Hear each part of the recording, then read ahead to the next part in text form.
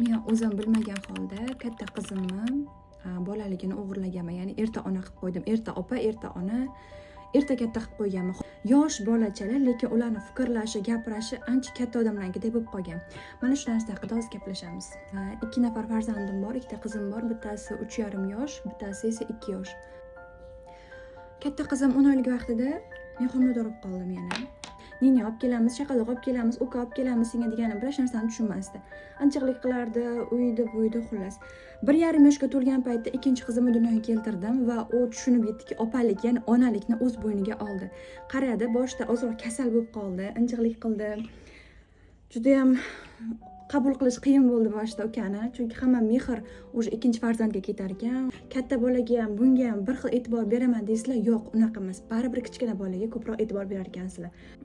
10 oylik paytida men sutdan chiqardim, o'zidan o'zi emmay qo'ydi va shuni hisobiga u faqatgina ovqat bilan ovqatlanardi.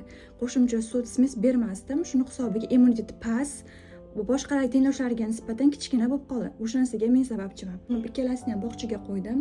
Bog'chaga borishadi hozirgi paytda, lekin bog'chaga borsa ham opasi ukasiga u yerda onalik vazifasini bajaradi. Uni qilma, Omina tegibma, Omina ayam urushadi, mana qilma, Omina mana qil, Omina ishtonchiniki, kiyimingniki, mana qil. Xullas, qizimning fikrlashi, gapirishi xuddi menda nima ko'rgan bo'lsa, o'sha narsani u qaytarib ukasiga qila gapira boshladi. Bilasizlarmi, eng yomon joyi nima? Kichkina farzandimni uxlatayotgan paytimda, har doim kichkina farzandimni birinchi uxlataman. Hamma onalar shunaqa bo'lsa kerak.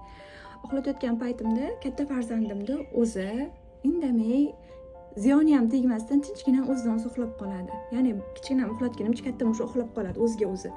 Bu narsani ko'rib ba'zida ko'zlaringga yosh keladi. U narsani ko'rib mehr berolmayotganlaringdan o'zlaring ichlaring achib farzandlaringga boshqacha bo'lib ketasizlar xullas.